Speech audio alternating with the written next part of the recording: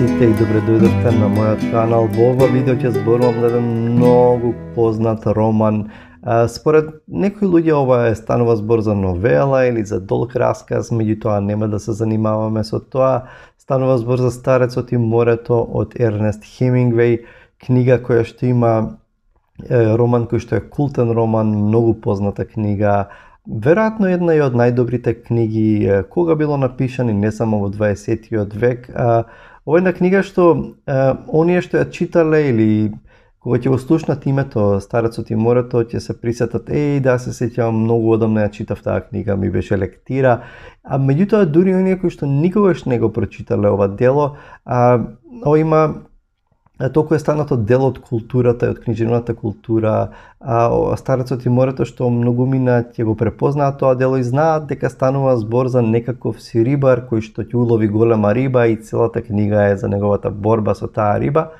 Слично и со Херман Мелвил, да речеме, и неговиот Моби Дик, каде што дури оние што не го читале тој роман знаат дека станува збор за потрага и лов на китот Моби Дик и така натаму, така што ова е многу познато дело Старецот и морето. Многумина сметаат дека кога ќе го слушнеме всушност името на Старецот и морето, овој роман го поврзуваме со Хемингвеј. Многумина сметаат дека ова е негово најпознато дело и дека допринело, било клучно за да ја добие Нобеловата награда. Романот мислам дека е 52 или 53 објавен и е последно негово објавено дело за време на неговиот живот, а Нобеловата ја добива во 54 година. Ова е кратко дело, значи нема можеби 100 страници, зависи од фонтот и од изданието, можеби не се ни 100 страници. Меѓутоа сепак останува да стои ова дело, според мене станува збор за ремек дело. Го читав по трет пат овој пат, меѓутоа го читав, одлучив овој пат да го читам на англиски Старецот и морето. Меѓутоа открив дека има едно поново македонско издание со многу убава корица во издание на Литература МК или Арс Ламина. Ова е, не знам за кој одделение, меѓутоа ова е лектирно издание со многу убава корица. Преводот е на Весна Ликар. И да, станува, приказната е многу едноставна, значи станува збор за еден човек по име, еден искусен стар рибар, старецот по име Сантјаго, кој што живее во едно мало рибарско селце во Куба, на Куба. Меѓутоа, 84 дена нема уловено ништо и покрај неговото искуство и веќе луѓето зборуваат околу него дека го прати несреќа, некаков баксус. Со него всушност наоѓаме едно момче кое што претходно всушност лови старец, Сантјаго го научил да лови риба. Меѓутоа после 40 дена неговите го советуваат момчето да оди на друг чамец каде што ќе има повеќе среќа, ќе продолжи да учи таму и да лови. Меѓутоа момчето има една многу убава поврзаност, една присна, една близина со овој старец, се грижи со една со една нежност за овој старец, се грижи да има доволно за јадење. На самиот почеток го гледаме како ќе му однесе овој старец кој што живее во беда, неговата сопруга е почината, ќе гледаме како ќе му однесе јадење, ќе му земе од локалниот, од терасата, од тој локален ресторан, каде што доаѓаат често и туристи на Куба. И гледаме како се спрема да тргне следниот ден со една волја, една верба дека да, еве сега овој пат ќе уловам нешто. Тргнува заедно по мугрите, заедно со сите други кои што тргнуваат да ловат, нели секој утро. Меѓутоа, по сплет на околности ќе се закачи на неговиот конец риба кој што тој нема представа колку е голема и таа ќе почне да го влече, да го одвлекува се подалеку и подалеку и неговото патешествие. Инаку ова само да ви кажам тука во овој момент дека ова ќе го ставам во на група на видеа, група на можеби анализи во кој што ќе има спойлери, иако реално Старецот и морето, не знам колку би можел спойлер да ви направам, ако воопшто ништо не сте слушнале за овој роман, а планирате да го читате, тогаш може да скокнете понатаму при крајот, да го скокнете овој дел, затоа што ова ќе биде од типот на кога зборувам за мртвите од Джойс или за некои други дела каде што се отворени правам анализа. Неговата борба со оваа риба, тој марлин, джиновски марлин, трае 3 дена и 3 ноќи. Конечно успева да се врати старецот, на некој начин среќен што се враќа жив после таква исцрпувачка борба, меѓутоа од друга страна и несреќен затоа што неговото проклетство нели е скршено, меѓутоа рибата не останува читава, не останува цела затоа што на враќање тој е нападната од ајкули и буквално тој враќа закачен за бродот од страната еден джиновски скелет од марлин, од таа риба марлин. И сега интересно е што може многу лесно овој роман ова дело е податно за некакво алегоризирање или да се бараат символи некакви скриени. Тоа е можно и тоа е окей. Иако да бидеме фер, да речеме може да кажеме дека човекот, старецот го представува човекот или човештвото, па рибата ја представува природата, па и кулите го представуваат злото и така натаму. Меѓутоа на едно место Хемингвеј вели нешто многу интересно во една кореспонденција или интервју. Тој вели нема никаков символизам. Морето си е море, старецот е стар човек, момчето е момче, а рибата е риба. Ќе издвојам 3 моменти кои што мене навистина ми се допаднаа. Првото нешто е релативно очигледно, а тоа е борбата на старецот со рибата, борбата на старецот со природата.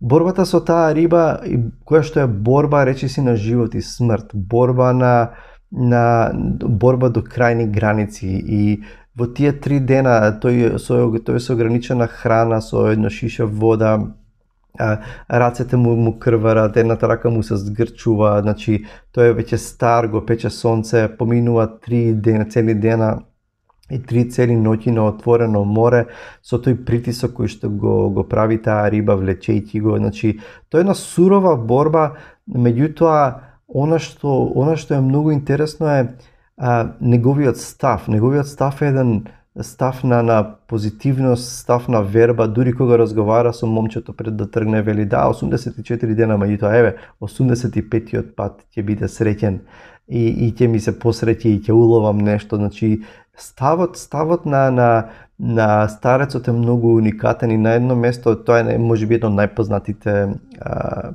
цитати од старецот и морето, кога тој ќе каже на едно место, вели човекот не е создаден за пораз. Тој рече, човекот може да биде уништен, но не може да биде поразен. И како и да гледаш, можеби е најважен ставот на човекот, ставот на срцето, дури да бидеш целосно уништен, сепак може да се чувствуваш дека не си поразен и зависи како гледаш на нештата. Значи тоа е едно можно толкување на тоа. Меѓутоа, дури ме подсети како е онаа борба со природата, ме подсети дури можам да направам паралела кога луѓето се искачуваат на високи надморски височини, например кога се освојува Еверест или најголемите врвови. Тамо секој најситен детаљ во исхраната, во штедењето на енергијата е пресуден за тоа дали ќе остане човек жив или не. И тоа го има и тука, во таа негова борба. Секој детаљ, да речеме, дали ќе изеде малку повеќе риба или дали ако изеде риба која што ќе направи му се слоши, па ќе изгуби силата, тоа значи старецот премерува се за да успее да ја извлече таа риба. Тоа е првото нешто. Второто нешто кое што многу ми се допадна е неговиот однос со природата. Неговиот однос со природата, со тоа што тој ќе почне да разговара со рибата.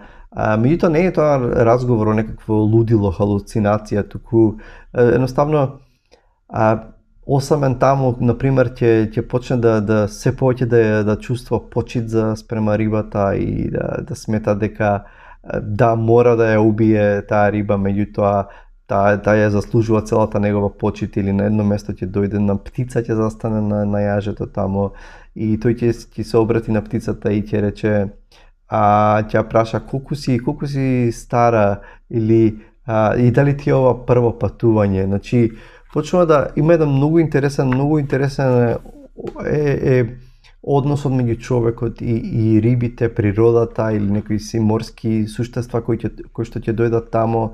И тој вели тука на едно место, вели потоа почна да ја сожалува големата риба која му се имаше фатено на куката. Убава е и необична и кој знае колку е стара, мислеше тој. Досега не сум уловил толку силна риба, ниту риба која се однесувала вака чудно. Можеби е препаметна и затоа не рипа. Кога би рипнала или кога би запливала, многу брзо би можела и да ме уништи. Но можеби многу пати досега се фаќала на кука и затоа знае дека токму вака треба да се бори. Не знае дека наспроти себе има само еден човек, ниту дека тој човек е стар. Ама колку прекрасна рибава, колку е прекрасна рибава и колку ли ќе заработи од неа на пазарот ако месото е добро. Ја голтна мамката како мажјак и влече како мажјак и не се бори панично. Се прашувам, планира ли нешто или е очајна колку што сум и јас. Значи, ова е еден многу убав однос, прикажан однос на човекот спрема рибата, спрема другите, спрема птицата, спрема и многу има размислувања за таа риба. Па дури и подоцна кога рибата ќе биде нападната од ајкулите, доаѓа до едно, и тој ќе се бори со нив и ќе убие неколку ајкули, меѓутоа доаѓа до еден момент на резигнација, сваќање дека тоа се тие животни циклуси и дека дури може да биде уништено она што го уловил, неговиот улов да биде уништен, меѓутоа доаѓа до едно прифаќање и не го гледа тоа како пораз, се враќа назад овој човек. Значи, тоа е едно многу убав приказ и треба да ја прочитате и дури да ова се спойлери, да знаете зашто станува во збор во оваа книга, треба да се прочита Старецот и морето за да се види како функционира тоа во оваа книга. И третата работа која што многу е убава доловена уште на самиот почеток е неговиот однос со момчето. Момчето кој што се грижи за него, со кој што разговараат за бейсбол, за Димаджио, познатиот играч. И на едно место додека, на повеќе места всушност тој ќе каже камо да беше момчето да беше до мене и да ми помага и да го види ова. И никој не треба да е сам на стари години, помисли. Но такво нешто е неизбежно. Морам да запомнам да каснам од туната пред да се расипе и така натаму. Значи тој чувствува една желба и него му е жал што момчето не може да биде тука со него да ги сподели тие моменти, меѓутоа и да едноставно да биде да посведочи на таа негова борба, на тој негов триумф на некој начин, дури иако е привремен триумф. И тој однос дури кога ќе се врати назад, целиот на крајот на своите сили, на крајот на силите, и момчето е прерадосно, меѓутоа момчето и тука Хемингуей тоа го доловува, момчето на неколку пати ќе почне да плаче од жал, од тага во каква состојба се наоѓа овој човек и сепак и на самиот крај завршува ова дело едноставно со доза на надеж дека повторно ќе се обидат, ќе се закрепнат, ќе помине на времето и повторно ќе се вратат. Сега момчето ќе се врати заедно со него и ќе продолжат да рибарат.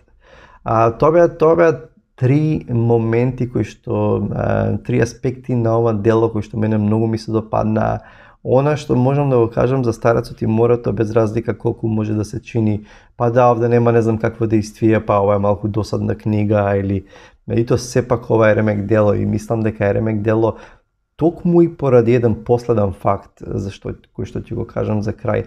А тоа е дека иако ова е кратко дело, чувството на Хемингуей кога го читате ова дело, должината на ова дело со самото действие, со се што има, со самата книга, со сите незини аспекти е дозирано совршено. Значи, оваа книга не треба да биде ни пократка, ни подолга од тоа што е. Значи, доволно има простор додека Старецот сам на морето, не е тоа предолго, презаморно, меѓутоа е многу добро напишано. Ова е едно ремек дело кое што секој треба да го прочита, нема да ви одземе многу време. Оваа книга Старецот и морето ви ја препорачувам. Читајте добри книги и се гледаме со наредното видео. Поздрав и чао!